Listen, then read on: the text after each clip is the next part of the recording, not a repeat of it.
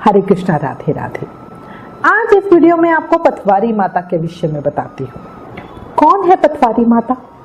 वैशाख, कार्तिक, माघ आदि पावन महीनों में इनकी पूजा क्यों होती है?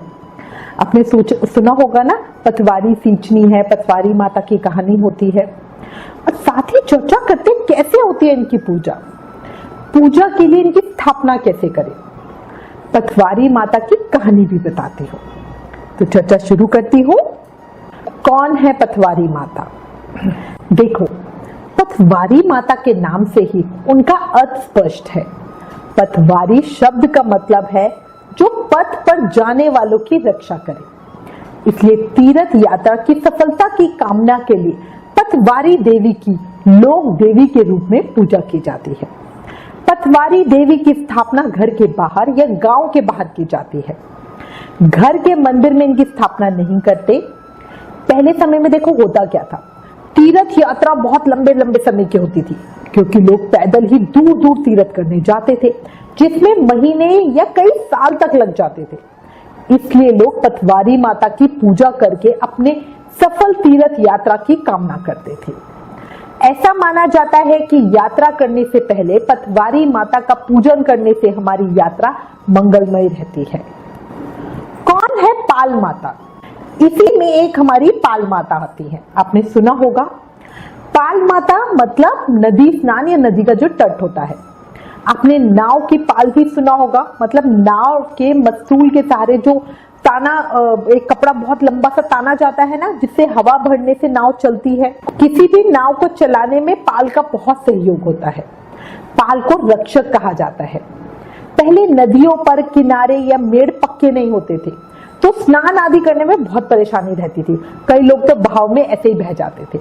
इसलिए नदी किनारे को पाल माता कहा जाता था, जो हमारी रक्षा करती थी।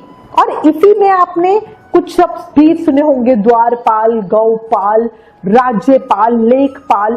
तो मतलब उन सबका रक्षक या उन सबको होल्ड करने वाला, उन सबको संभालने वाला।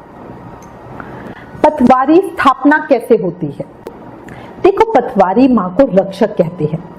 कई लोग 5 या 7 पत्थर एक साथ रखकर भगवान का आवाहन करके पथवारी माता की स्थापना करते हैं और साथ ही प्रार्थना करते हैं कि उनकी मार्ग में रक्षा हो।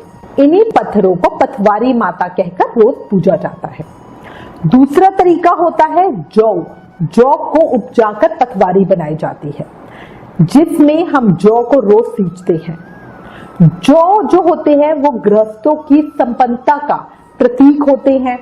जौ कितने अच्छे उपजे हैं, इसे घर की बरकत भी पता चलती है। तो दोनों ही तरीका सही है। कार्तिक वैशाख महीने में क्यों पथवारी पूजन होता है?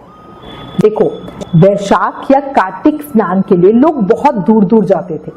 लोग जब भी वैशाख स्नान या कार्तिक स्नान आदि के लिए तीर्थ यात्रा पे जाते थे, तब वो पथवारी माता की पूजा अर्चना करते थे, ताकि उनकी तीर्थ यात्रा सफल हो, उन रास्ता अच्छा रहे। और जब हम घर पर भी कार्तिक वैशाख स्नान करते हैं, तब भी हम पथवारी माता की पूजा करते हैं, क्योंकि हम भक्ति मार्ग पे चल रहे हैं, भक्ति की यात्रा कर रहे हैं। और पथवारी माता से प्रार्थना करते हैं कि हमें इस भक्ति मार्ग पे चलाए रखना, हम अपना स्नान व्रत पूरा कर सके, इसकी हमें शक्ति देना, इसको हमारा पूरा करवाना। पथवारी पूजन कैसे करें? देखो, पथवारी माता के मंदिर के पुजारी बताते हैं कि पथवारी ही भक्त के शक्ति पीठ के दर्शनों की यात्रा को सफल बनाती है। वो कहते हैं कि जहां शीतला माता का पूजन किया जाता है, वहीं पथवारी का पूजन भी होता है। पथवारी माता के लिए घर के बाहर से 4-5 कंकड़, छोटे पत्थर लाकर उनकी पूजा होती है। पूजा से पहले उन्हें अच्छी तरह से धो लिया जाता है। पथवारी माता का पूजन करने के लिए पथवारी पत्थर पर जल के छींटे देके स्नान कराया जाता है। फिर उन्हें कुमकुम, अक्षत, लच्छा, गुड़, सुपारी चढ़ाया जाता है और यात्रा की सफलता की कामना प्रार्थना की जाती है। कई जगह पर पूजन के लिए रोली, चावल, मोली, मूंग, मेहंदी, दूध, दही, राबड़ी, ठंडे व्यंजन जो आदि का भोग लगाया जाता है, जैसे जो शीतला माता की पूजा में होता है वैसे। पथवारी माता के मंदिर। देखो, अधिकतर लोगों को पथवारी माता की कम या बहुत थोड़ी ही जानकारी है। बहुत लोगों को लगता है कि जब कार्तिक स्नान करते हैं सिर्फ तब पथवारी माता की पूजा होती है, पर यह धारणा सही नहीं है। अब मैं आपको कुछ विश्व प्रसिद्ध पथवारी माता के मंदिर बताती हूँ जो बहुत फेमस है और शक्तिपीठ है। वहां पर लोग कामना लेके जाते हैं और उनकी जो मन्नत होती है वो पूरी होती है। पहला है ओल्ड फरीदाबाद के मुख्य बाजार में स्थित पथवारी माता का मंदिर, बहुत प्रसिद्ध है। दूसरा है फिरोजाबाद में माता वाला बाग स्थित पथवारी माता मंदिर, प्राचीन मंदिरों में से एक है।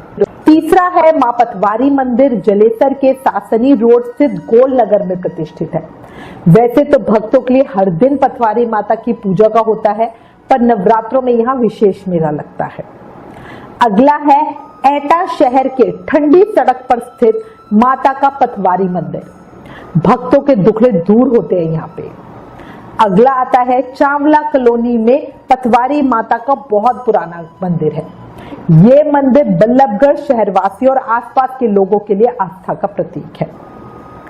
अच्छा, हमारे कृष्ण की नगरी वृंदावन धाम में भी पथवारी माता का एक बहुत प्राचीन मंदिर है। साधु संत क्यों पथवारी पूजन नहीं करते, जबकि वो तो बहुत यात्रा करते हैं।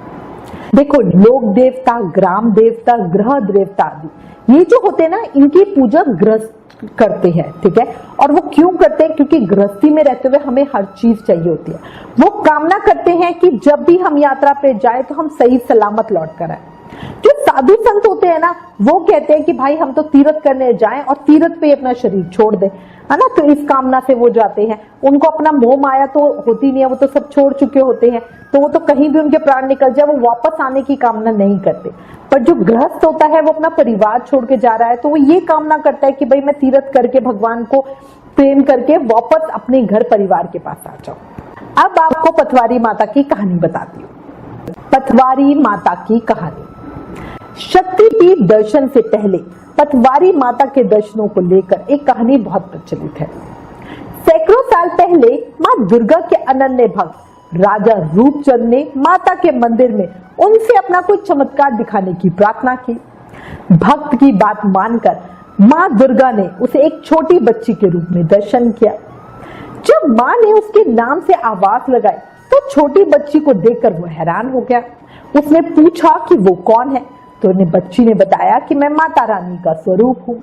अब रूपचंद को विश्वास नहीं आया, तो उसने माता से खुद के साथ पासा खेलने के लिए कहा। जो राजा था वो पासा खेलने का बहुत ज्यादा एक्सपर्ट था और वो कभी किसी से हारा नहीं था।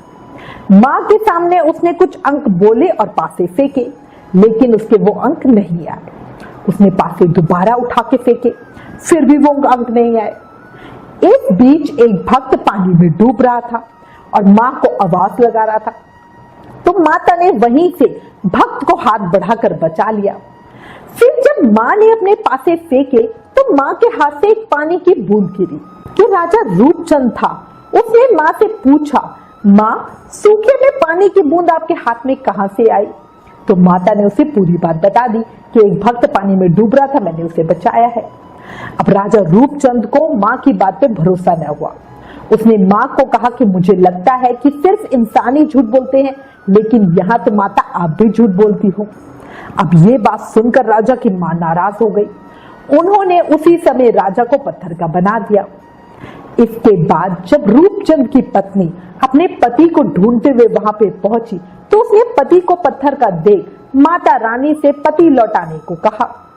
माता रानी ने कहा कि मैं अपना श्राप वापस नहीं ले सकती, लेकिन मैं भी तुम्हें पत्थर का बना के तुम्हारे ये कष्ट को, जो तुम्हारा दुख है, इसे कम कर दूंगी। साथ ही मैं तुम्हें ये आशीर्वाद देती हूँ कि दुनिया मुझे पूजने से पहले तुम्हें पूजेगी, तभी मैं उन भक्तों की पूजा स्वीकार करूंगी। जो भी भक्त मेरे दर्शन के लिए आएंगे उन्हें पहले तुम्हारे दर्शन करने होंगे। तुम तीर्थ यात्रा पर जाने वालों की रक्षा करोगी। तुम्हें पथवारी माता के नाम से जाना जाएगा। और इसी के बाद से पथवारी माता की पूजा का चलन शुरू हुआ। बोला पथवारी माता की जय, शीतला माता की जय, दुर्गा मैया की जय।